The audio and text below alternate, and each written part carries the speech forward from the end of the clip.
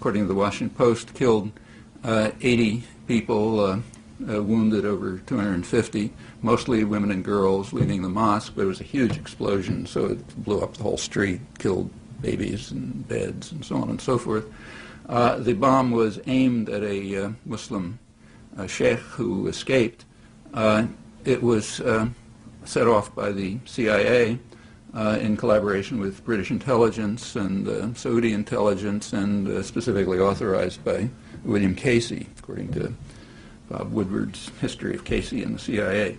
So that's a clear-cut example of international terrorism, very unambiguous, and I think it's one of the candidates for the prize for the peak year of 1985. Another candidate surely would be the so-called Iron Fist operations that Shimon Peres's government was carrying out in occupied southern Lebanon in March of 1985. The operations, this is southern Lebanon, which was under military occupation in violation of a Security Council order to leave, but with U.S. authorization, so this is irrelevant. The bombing, the Iron Fist operations were targeting what the High Command called terrorist villagers in southern Lebanon. Included many massacres, lots of atrocities, kidnapping of people for interrogation and taking them to Israel and so on. It reached new depths of calculated brutality and arbitrary murder, according to a Western diplomat familiar with the region who was observing. There was no pretense of self-defense. Rather, it was openly undertaken for political ends. It was conceded, it wasn't even argued. So that's a clear case of international terrorism, although here we might claim that say that it's aggression. I'll call it just international terrorism, in line with the principle that we bend over backwards to give the United States the benefit of the doubt. Of course, this is a U.S. operation. You know, Israel does it because they're given arms and aid and diplomatic support by the United States. So we'll decide to call this just international terrorism, not the much more serious war crime of aggression. The same, incidentally, was true of the much worse operations of 1982, when Israel invaded Lebanon, killed maybe 20,000 or so people. Again, crucial U.S. military and economic and diplomatic support. The U.S. had to veto a couple of Security Council resolutions to keep the slaughter going, provided the arms for it, and so on. So it's a U.S.-Israeli invasion, if we're honest. The goal of the invasion, I'll just quote the New York Times on that, the goal was to install a friendly regime in Lebanon and oust the PLO, which would help persuade Palestinians to accept Israeli rule in the West Bank and Gaza.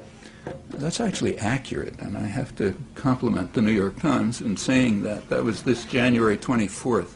As far as I know, that's the first time in mainstream U.S. literature that anyone has dared to say what was absolutely common knowledge in Israel and in the dissident literature 20 years ago. I mean, I was writing this in 1983, just using Israeli sources. But it couldn't penetrate U.S. commentary. You might check and see. As far as I know, this is the first breakthrough.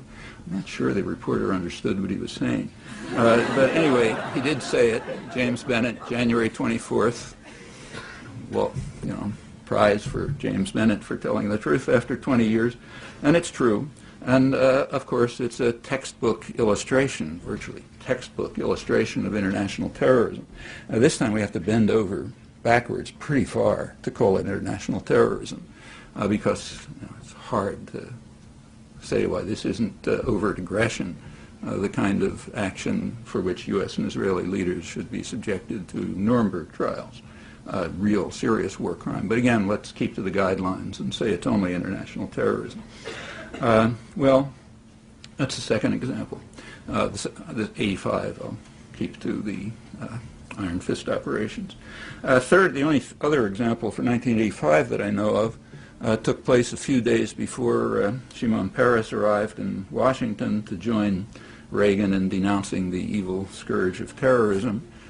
Shortly before that, Peres sent the Israeli Air Force to bomb Tunis, killing 75 people, civilians with torn to shreds with smart bombs. It was all rather accurately and graphically depicted by a highly respected Israeli reporter, Amnon Kapeliuk, in the Hebrew press in Israel, and corroborated by other sources. So the United States cooperated with that by withdrawing the Sixth Fleet, so they didn't have to inform their ally Tunisia that the bombers were on their way, presumably getting refueled on the way.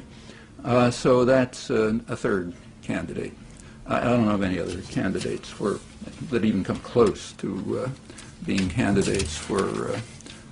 Incidentally, George Shultz, the moderate, immediately after the bombing, he telephoned the Israeli foreign minister to say that the United States had considerable sympathy for this operation, but he backed away from open support for massive international terrorism or maybe aggression when the Security Council unanimously condemned the attack as an act of armed aggression, the United States abstaining.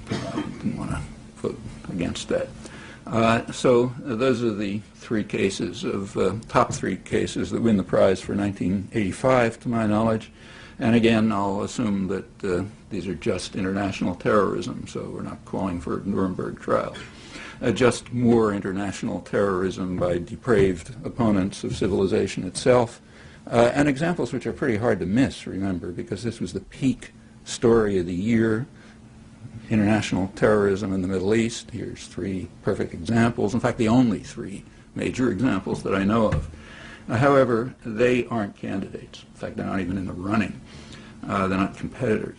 The examples that are in the running are, for example, cited in the current history issue to which I referred, which does discuss 1985 and gives two examples of the evil scourge of terrorism, namely the hijacking of TWA 897, killing one American Navy diver, and the hijacking of the Achille Lauro, the boat, which led to the killing of Leon Klinghoffer, a crippled American, both surely terrorist atrocities. Those are the two examples that are in the running that are memorable, that count for international terrorism. Well, the hijackers of the TWA plane claimed, correctly in fact, that Israel was regularly hijacking ships in international waters in transit between Lebanon and Cyprus, killing people, kidnapping others, taking them to Israel either for interrogation or simply as hostages, keeping them in jail for years. In fact, some people are still in jail without charges, many years. But that's all correct. Their charges are correct. But that doesn't justify the hijacking on the assumption, which I accept at least, that violence is not legitimate in retaliation against even worse atrocities or as preemption against future atrocities. Violence is not legitimate in such cases, so we can dismiss those claims, though they're in fact correct. And incidentally, the U.S.-Israeli hijackings, and remember, if Israel does it, we're doing it, those hijackings are also out of the historical record. I mean, occasionally you'll find a reference to them in the bottom column on something or other, but they're not part of the history of terrorism. The hijackers of the Achille Lauro claimed that this was retaliation for the bombing of Tunis a couple days earlier. Well, we dismiss that with contempt on the same principle, namely violence is not justified in retaliation or preemption. And assuming that we can rise to the level of, to the minimal moral level that I mentioned earlier, if we're not confirmed hypocrites, in other words, then some consequences follow about other acts of retaliation and preemption, but that's too obvious to talk about, so I'll just leave it to you to think about. Well, that's 1985, the peak year of international terrorism in the Middle East. It's a research project. You might see if I left out anything that is a competitor for the prize. I'm not aware of it. And none are mentioned in the literature on terrorism. And notice that, as I said at the beginning, you don't really have to work very hard to see these things. You have to work very hard not to see them. It takes a really good education to miss this.